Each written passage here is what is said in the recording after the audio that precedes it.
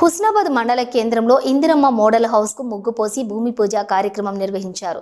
పేదవారి సొంతింటి కల సాకారం చేసే విధంగా ప్రజాపాలనలో భాగంగా హుస్నాబాద్ మండల కేంద్రంలో ఈ కార్యక్రమాన్ని నిర్వహించడం జరుగుతుందని అన్నారు. ఇందిరమ్మ ఇళ్లు బేస్మెంట్ లెవెల్ కు ₹1,00,000, స్లాబ్ లెవెల్ కు ₹2 లక్షలు, స్లాబ్ పోసిన తర్వాత ₹1,00,000, అస్తర్కర్ చేసి ఇల్లు కంప్లీట్ అయిన తర్వాత ₹1,00,000, మొత్తం ₹5 లక్షల ఇందిరమ్మ ఇండ్ల నిర్మాణానికి ప్రభుత్వం అందించడం జరుగుతుందని తెలిపారు.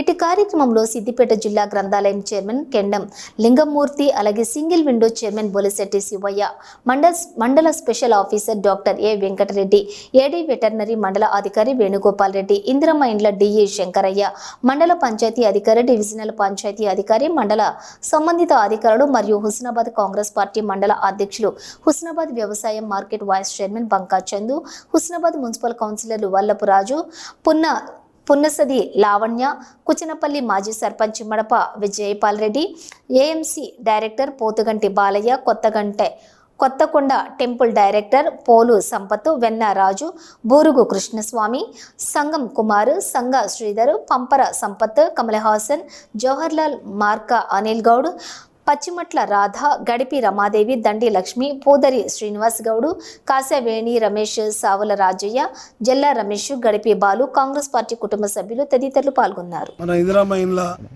రాష్ట్ర ప్రభుత్వం ప్రతిష్టాత్మకంగా చేపట్టినటువంటి నమూనా హౌజ్ను మొన్ననే ముగ్గు పోసారు. ఎంపీడీ సాబ్, మా హుస్నాబాద్ లోకల్ కాంగ్రెస్ నాయకులు అంతా వచ్చారు. ఇవాళ కూడా మళ్ళీ వచ్చి మేము చూసినాం. ఇవాళ కూడా పని నడుస్తూ ఉంది.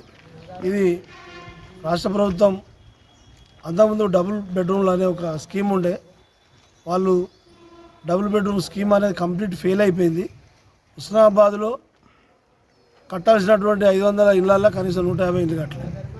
అలా లాటరీలు తీసి గవర్నమెంట్ నిర్వాసితులు పెట్టారు. దాంట్లో లాటరీలు తీసిన వాళ్ళు దాంట్లో ఉండలేరు, వేరే వాళ్ళ కిరాయికి ఇచ్చుకుంటారు వాళ్ళ బంధువులు వెళ్ళి.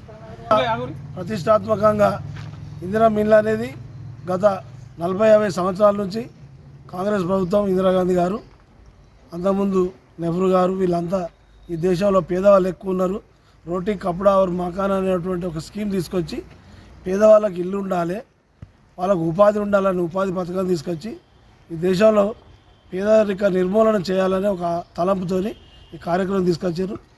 కాబట్టి ఇప్పుడు ప్రతి నియోజకవర్గానికి 3,500 ఇళ్ళు ఇస్తారు. మన శాసనసభ్యులు మంత్రివారు అయినటువంటి పొన్నం ప్రభాకర్ గారికి కూడా 3,500 ఇళ్ళు వచ్చినాయి. ఇంకా కొన్ని ఎక్కువ ఇళ్ళు కూడా తీసుకురావాలనే ప్రయత్నం తను చేస్తాడు. ఆ ఇల్లు ఎట్లా కట్టుకోవాలి అనేది ఇప్పుడు ఈ నమూనా ముగ్గు పోసారు. ఇంకా దీనికన్నా వాళ్ళకి ఆర్థికంగా కొద్దిగా ఎక్కువ ఉంటే ఇంకా అదనంగా వంటగది, ఇళ్ళనే వంటగది ఉంటుంది, ఇంకో అదనంగా రూమ్ కూడా వేసుకునే శక్తి వాళ్ళకు ఉంటే వేసుకోవచ్చు అని కూడా ప్రభుత్వం చెప్తా ఉన్నది. కానీ కంపల్సరీ ఈ కొలతలు, ఈ నమూనా ఉండాలి. ఇది ఓన్ ఇంకా వాళ్ళ దగ్గర ఆర్థికంగా ఏదైనా ఉంటే వాళ్ళు కట్టుకోవచ్చు. అది వాళ్ళ సొంత ఇష్టం, వాళ్ళకే అభిప్రాయానికి వదిలేసారు.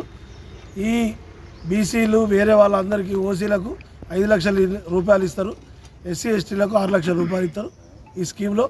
ఇది చాలామంది దీంట్లో వాడుకోవాలని కేసీఆర్ ప్రభుత్వంలో వచ్చినప్పుడు లక్షలాది మంది అప్పటికి ఇల్లు కట్టుకునే బేస్మెంట్ లెవెల్, కిటికీల లెవెల్, స్లాబ్ లెవెల్ కట్టుకున్న వాళ్ళకు ఇల్లు ఇవ్వలేదు, అంటే బిల్లులు ఇవ్వలేదు. ఆ బిల్లులు ఇచ్చి కనుక ఆయన ఉంటే ఆయన చాలా గొప్పోడు అవుతుండే. అంటే ఒక స్కీమ్ కంటిన్యూగా నడిచేది.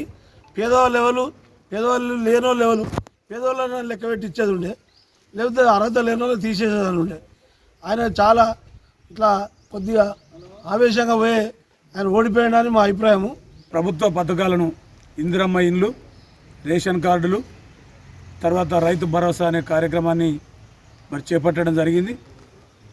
మరి దుర్వినియోగం కాకుండా పేదవాళ్ళకే న్యాయంగా జరిగే విధంగా గ్రామ సభల ద్వారా ఎంపిక చేసి, గ్రామ సభల ద్వారా ప్రజల సమస్యలను తెలుసుకోవడానికి మరి పెట్టడం, ఇది 2వ రోజు విజయవంతంగా జరుగుతుంది.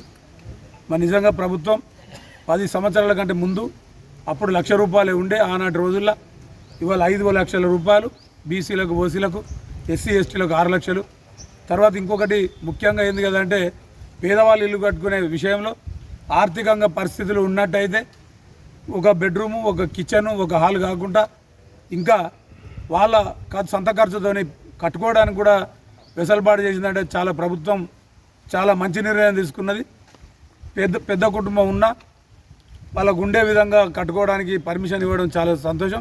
వీటిని దుర్వినియోగం కాకుండా న్యాయపరంగా ప్రభుత్వ అధికారులు కూడా మంచి నాణ్యతతోటి పని అందేటట్టుగా చేసేటట్టుగా మరి మార్గదర్శకాలతో చేయాలని ఈ సందర్భంగా మరి ఈ కార్యక్రమంలో ఇలా ప్రభుత్వ పరంగా మోడల్ బిల్డింగ్ను మరి ముగ్గు పోసి నమూనా దాన్ని ముగ్గు పోసి దాన్ని చూడడానికి వచ్చినాం. మరి చాలా మంచిగా ఉన్నది.